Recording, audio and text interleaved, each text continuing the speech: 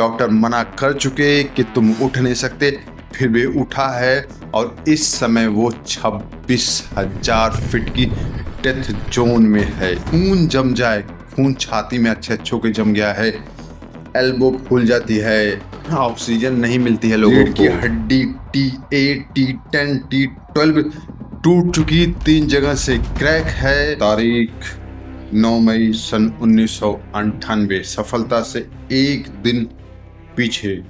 जगह mount Everest, ऊंचाई 26,000 feet और जगह भी ऐसी जो death zone of the mount Everest, जहां लोग जीतने के लिए नहीं मरने के लिए आते हैं। जीतने से केवल 3,000 फीट नीचे, लेकिन वो जिंदा कब्रिस्तान। मरेंगे भी तो आपकी लाश सड़ेगी नहीं, वहीं पड़ी रहेगी, दिखेगी सभी को लेकिन कोई उठाएगा नहीं आपकी लाश। और उस जगह रस्सी पर लटका हुआ एडवर्ड विलियम और बेयर गिल्स, पूरा नाम, उम्र 23 साल का नौजवान। उसके साथ के 4 साथी ऑलरेडी मारे जा चुके हैं। वो बुरी तरह से ठंड में कांप रहा है, हाथ रस्सी से कई बार छूट रहा है, फिर ऊपर जा रहा है। ठंडी हवा झोंके पड़ की तरह लगा रही है, पहाड़ उसकी परीक्षा ले रहा है। उसके आगे छाता हुआ अंधेरा उसको वापस फिर से 2 साल पीछे ले गया। सन 1996, जगह जाम्बिया। एक यंग बेयर गिल्स 21 साल का, जो कि पैराशूट से जंप करना उसके लिए चुटकियों का खेल, क्योंकि एक स्पेशल फोर्सेस SAS में, ब्रिटिश SAS फोर्सेस में है, जहाँ पैरा जंपिंग मतलब चुटकियों का खेल, वो अपना रूटीन काम है। उस दिन भी उसने वही किया, जंप किया 16,000 फीट से जंप। पैराशूट खोला, नहीं खुला, उलझ गया। कोशिश किया फिर से तार सुलझाने की, तारे और आकाश में और उलझती जा रही हैं। जब पैराशूट खोला लेकिन वो कोई फायदा नहीं, उसका शरीर पत्थर की तरह धड़ाम से 16,000 फीट से नीचे जमीन पर पीठ के बल आकर टकराया। उसके दोस्त कैसे भी आकर उसे उठाए हैं, ब्रिटेन लेकर गए। बेयर गिल्स डॉक्टर से पूछ रहा है, डॉक्टर मुझे बताओ मैं क्या जिंदा बचूंगा, दोबारा चल सकूंगा, वापस आर्मी ज्वाइन कर सकूंगा? डॉक्टर के पास इसका कोई जवाब नहीं। मेडिकल साइंस टोटल चुप है, साथी चुप हैं। बेयर गिल्स के मन में लेकिन एक तूफानों का सवाल चल रहा है कि क्या वो जिंदा बच के अपने दोनों पैरों पर वापस चलेगा? रीढ़ की हड्डी T8, T10, T12 टूट चुकी, 3 जगह से क्रैक है, शरीर घायल है, मन ऐसा बेचैन है कि रात को 2-2, ढाई बजे तक कोई नींद नहीं आ रही है। सपना एक ही है कि मैं रात को गिर रहा हूँ, किसी खाई में जा रहा हूँ, पैराशूट से गिर रहा हूँ, सिर्फ गिरने का सपना, उसके अलावा कुछ नहीं। करते करते 3 महीने बेयर गिल्स के बीत चुके हैं, शरीर रिकवर हो नहीं रहा है, हिम्मत टूट चुकी, कोई साथी नहीं, सब अपने काम में व्यस्त। पूरे 90 दिन हो चुके। 90 दिन में बेयर गिल्स को केवल एक सपना, गिरने का सपना। उस दिन रात के 2:30 से 3 बज रहे थे, सामने माउंट एवरेस्ट की फोटो। उसे याद आया कि इस पर जो धूल जमी है वो उसके पिताजी ने सपना देखा था कि वो या बेयर गिल्स में कोई एक माउंट एवरेस्ट चढ़ेगा। जो बेयर गिल्स पिछले 3 महीने से बेड पर पड़ा हुआ हिम्मत करके वहां तक गया, उस फोटो पर से धूल हटाई और उसको अपना लक्ष्य क्लियर हुआ कि मैं कुछ भी करूंगा लेकिन इस बिस्तर पर नहीं पड़ा रहूंगा, इस 2 मंजिला हॉस्पिटल में नहीं जाऊंगा, बल्कि 29,000 फीट की ऊंचाई पर हिमालय पर्वत की सबसे ऊंची चोटी माउंट एवरेस्ट पर चढ़ूंगा। वो धूल क्या उसने साफ की, उसके जीवन का लक्ष्य एकदम क्लियर, क्रिस्टल क्लियर हो गया। अब कहते भी हैं कुछ इस तरह से कि जब विपत्ति जब आती है, कायर को ही दहलाती है, सूरमा नहीं डिगते, क्षण धीरज अपना नहीं खोते। आप कविता का मर्म समझ गए होंगे, शब्दों पर मत जाइए, शब्द बदलते रहते हैं, लेकिन कविता का मर्म वही है कि विपत्ति जब आती है कायर को ही दहलाती है। बेयर गिल्स कायर नहीं, वो जो गोल्ड सेट किया उस गोल का परिणाम 90 दिन में बॉडी को कोई रिकवरी नहीं, लेकिन अगले 150 दिनों में बॉडी फुल रिकवर होके वो हॉस्पिटल से बाहर था। 365 दिन में वो अपने पैरों पर चल रहा है।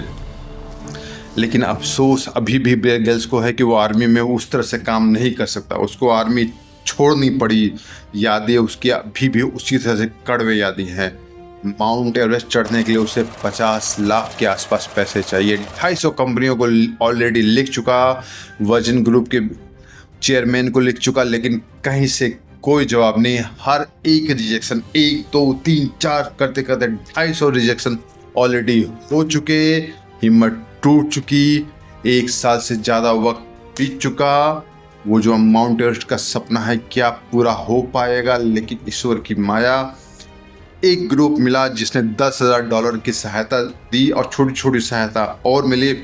उसने पैसा इकट्ठा करके वापस माउंट एवरेस्ट की तरफ अपने सपनों को वापस मोड़ा। लेकिन वो सपना इतना आसान नहीं। बेस कैंप से पॉइंट 1, पॉइंट 2, पॉइंट 3 तक हर दिन चढ़ाई करना, उस ठंड में जहाँ पैर अकड़ जाए, खून जम जाए। खून छाती में अच्छे के जम गया है।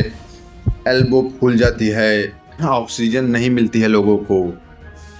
वहाँ 12-15 घंटे चढ़ाई करना और फिर बेस कैंप में आना। और एक बार ऐसा झटका लगा बेस कैंप में आते समय कि उसकी जान जाते जाते बची। और उसके बाद डॉक्टर्स ने मना कर दिया कि चल, क्या आप चढ़ना तो छोड़ो, चलने के बारे में भी मत सोचो। लेकिन वो कोई मामूली आदमी नहीं है। बियर ग्रिल्स है जिसने ना पैराशूट से गिरा था तो भी मरने से इनकार कर दिया था कि मैं मरूंगा नहीं, मैं फिर उठूंगा। डॉक्टर मना कर चुके कि तुम उठ नहीं सकते, फिर भी उठा है। और इस समय वो 26,000 फीट की डेथ जोन में है। 16,000 फीट से गिरा हुआ लड़का 21 साल का आज 26,000 फीट की डेथ जोन में फंसा हुआ है। 3,000 फीट की और ऊंचाई है। वो क्लेम करने के लिए यंगेस्ट ब्रिटिश जो कि चढ़ चुका है। ये सब यादें आते आते फिर एक हिम्मत का कलेक्शन हुआ कि नहीं, जो सोचा है वो करके दिखाऊंगा। अपने सपनों को मरने नहीं दूंगा। इस पार या उस पार, या फिर इसी धरती पर इसी बर्फ में ख़त्म हो जाऊंगा। एक बार फिर से बियर ग्रिल्स ने हिम्मत की और 3,000 फीट अगले 17 घंटों में चढ़ गया। और 10 मई सन 1998 को 23 साल का बियर ग्रिल्स हिमालय की माउंट एवरेस्ट चोटी को चढ़ने वाला सबसे यंगेस्ट ब्रिटिशर्स बना। 16,000 फीट से गिरना, फिर भी 29,000 फीट पे दोबारा चढ़ाई करना, ये उसकी उस हिम्मत की दास्तां है जिसे लोग मैन वर्सेस वाइल्ड के द्वारा जानते हैं। सन 2006 से लेकर 11 तक वो सोचला ऐसी कोई जगह नहीं है, ऐसा कोई खतरनाक जंगल नहीं, ऐसा कोई रेगिस्तान नहीं है, ऐसा कोई बर्फ का कब्रिस्तान नहीं जो बियर ग्रिल्स ने पार ना किया हो। उसने उन हर परिस्थितियों में लोगों को जीना सिखाया जो कि लोग भूल चुके। लोगों को सिर्फ अपने आसपास की समस्याएं आती हैं, उसके लिए तो जिंदा बचना, चलना, पीठ पर हुआ दर्द आज भी दिखता है, आज भी सालता है उसको, आज भी दर्द होता है। लेकिन वो दर्द खत्म हो चुका और वो 16,000 फीट से पार करके आज वो उस ऊंचाई पर है जहां पहुंचने का लोग सपना देखते हैं। आज वो ऑनरेरी कर्नल है और एक एम्बेसडर है। हर चीज़ में आप सोच सकते हो बियर ग्रिल्स कहाँ से कहाँ तक पहुँच चुका। वो हमारा बचपन का हीरो, भले ही आज 50 साल का है, लेकिन एनर्जी आज भी उसकी वही 23 साल वाली है जो कि माउंट एवरेस्ट पर चढ़ा था। उम्र बढ़ने से उसको कुछ नहीं हुआ, उसकी एनर्जी आज भी वैसी है। वो आज भी हमारा हीरो है।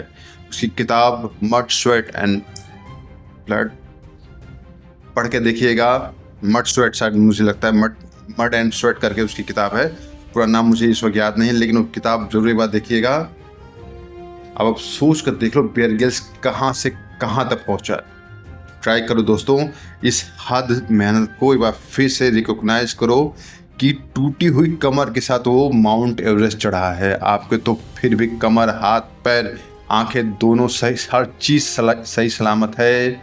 जिद और जुनून हो तो बियर ग्रिल्स जैसी, और वो आपके अंदर भी आएगी। फिर मिलते हैं साइनिंग ऑफ, सायोनारा, बाय।